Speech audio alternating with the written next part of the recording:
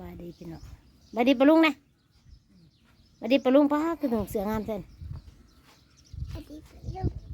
แม่บายดีปะลุงบ่เห็นจ้ะสบายดีพี่น้องสองตายายอันเกี่ยมเห็ดอันนั้นผนักเคลื่อนล่ะอยู่บ่ได้ว่าสันมาเห็นแต่ไม้สังไพ่ไม้สังไพ่เห็ดในสิใส่อันลูกติ่งให้มันงามๆ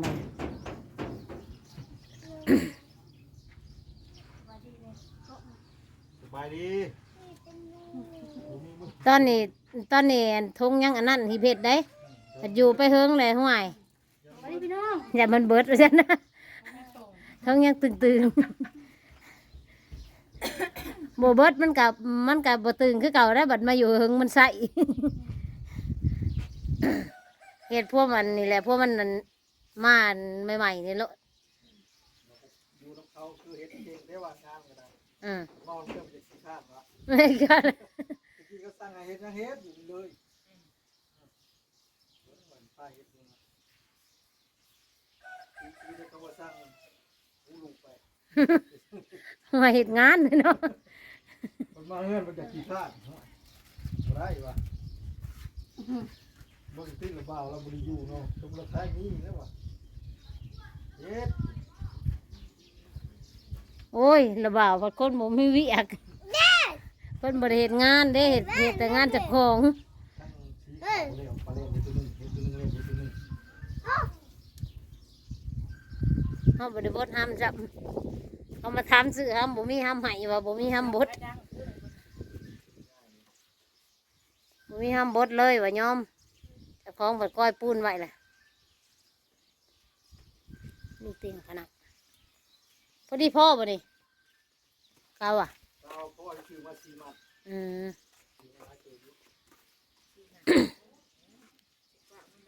4 มัดน่ะเท่าไรบัดน่ะ เปิดคนทำพันบ่มัดละเท่าไรนี่มัดละ400บ่ เออ 4 มัดเท่าไรพันปลายบ่ 46,600 รวมทั้ง4พัน3 3,900 กระดาษทราย 1,600 2,900 แค่ละ20 บาท 3,000ไปเลย3,000กว่า นายร้อยมาพักโป่งให้เป็นงามอยู่แล้ว ถ้าแข่งที่มันจังเหลื่อมท่าบ่ฮะมาท่า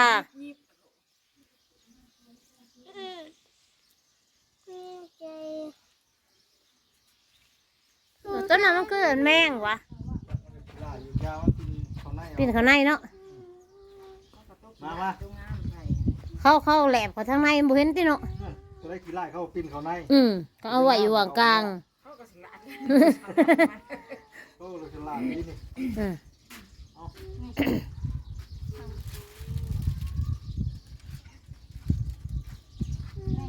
ห้องบุญอิงไว้แท้มันนี่ ตักแดด แล้วเด็กไปบ่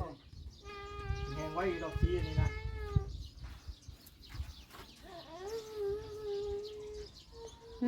พุ่งมันนะโซ ไทยเพิ่นในการจะซื้อใส่ ไว้ไว้ แม่ไก่แล้วก็ไก่ย่างเห็ด ไหนไก่ ใส่อะไรนั่นแหละ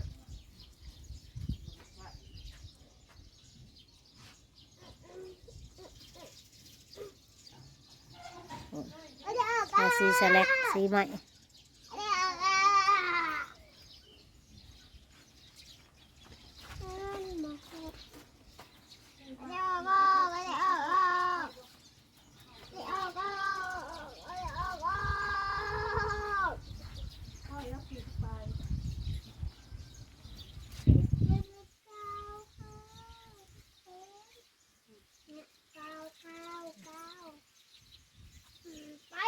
ไปบุญหันโอ้ย ลูกชายบ่โทรมาน่ะชายโทรมาติดนำ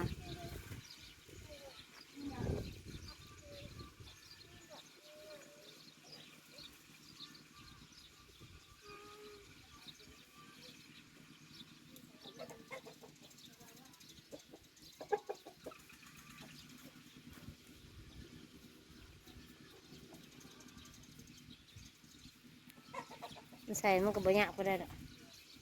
มันได้เขามันได้เซาะน้ำมันแล้ว มือเดียวก็แล้วอยู่ต้องเป็นยังไง เออ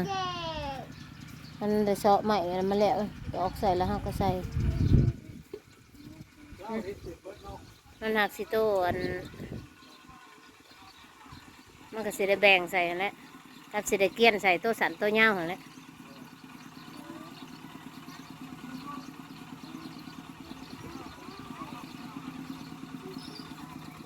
อาซีสเล็ก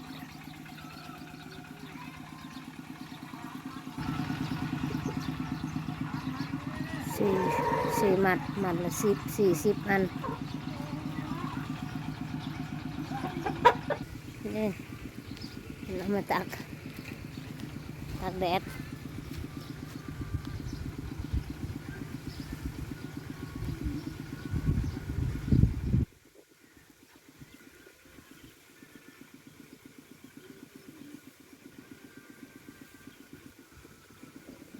แดดมันเป็นสีสักเงา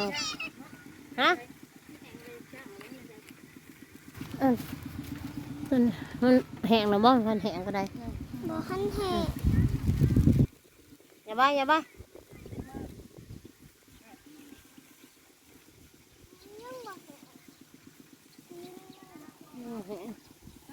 มันเป็นสีไหมบนนี้หรือสีทำเงา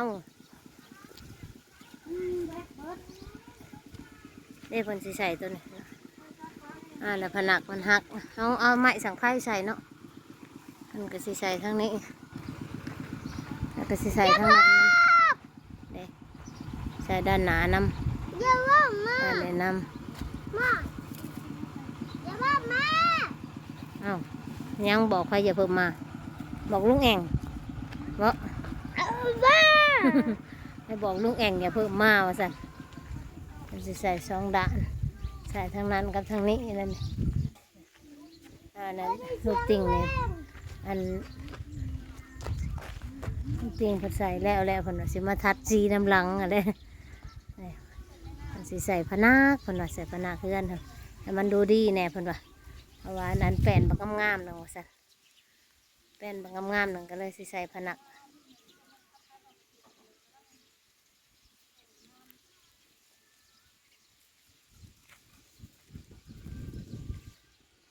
กันรถฮอนได้ก่อน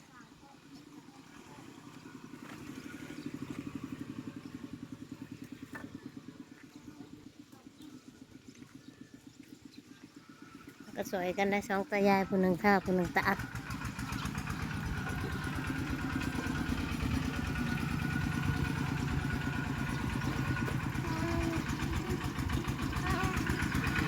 มันมันโมเมนต์สีทับเงาสิพี่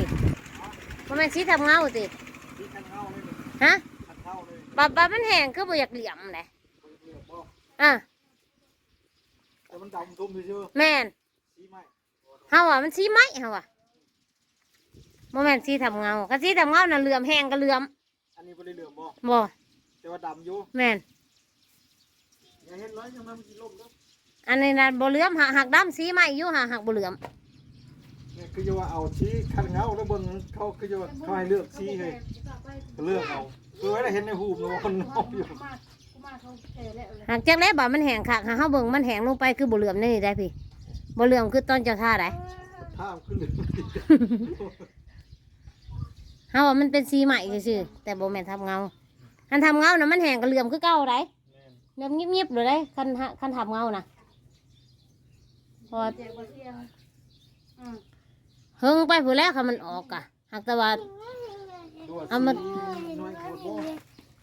บริท่านาบ่ประเห็นในหูเขาเห็นคือเงาอยู่เนาะคือว่าแล้วเขาหน้าหูเนาะ แม่นมันเป็นอันนั้นเขาอันนั้นเขาอันนี้เขาว่าสีทับเงาบอกเขาว่า ว่าสีใช่ไหม เออ เล็กเงาเล็กเงา แม่นหาออกสีใหม่อยู่แต่มันบ่เหลือมเนาะว่ามันแห้งนะมันเป็นสีใหม่ซื่อๆ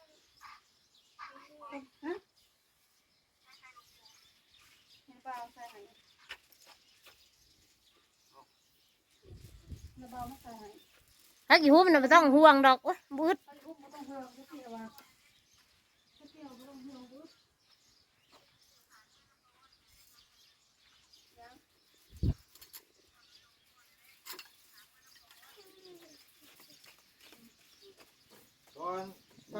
งานไก่กับนี่ไฟลอยนี่ บ่อยู่อันน่ะผู้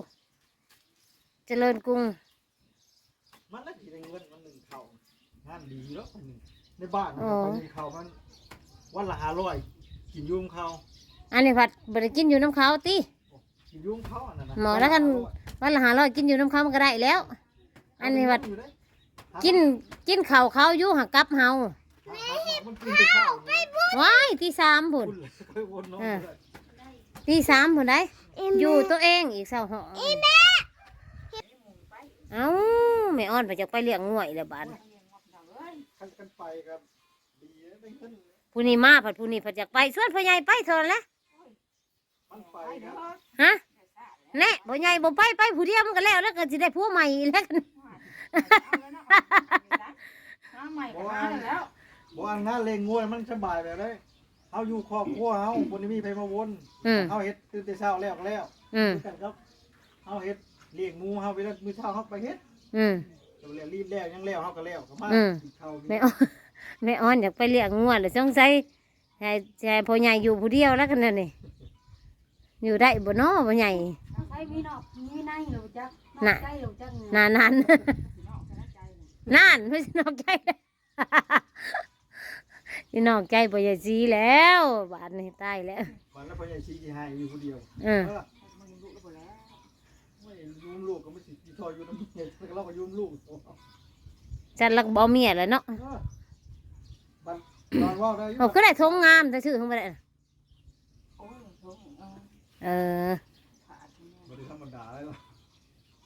ขายข้าวโพดได้จักล้านเลยนี่ ทางนั้นใครก็พูดเดี๋ยวจักละเนาะ โอ้นะ เออ เวลาอ่านไปครับได้4,000 นี่มันทำเฮาดื่มนึงคนบ่จักเนาะ ทำเด้อ เจ้าเลย ล้านหนึ่งก็2,000พันปลาย2,000นี่ได้5,000ปลาย6,000นี่เราก็อืม หนักใส่นักเรียนได้ หายังแต่ตัวเล็ก บ่อันหาเงินอยู่บ้านเฮานั่นได้อยู่แต่ว่ามันได้แต่ตัวเลข ยังแต่ตัวเล็ก เพราะว่ามันชื่อกินนั่นแหละ รู้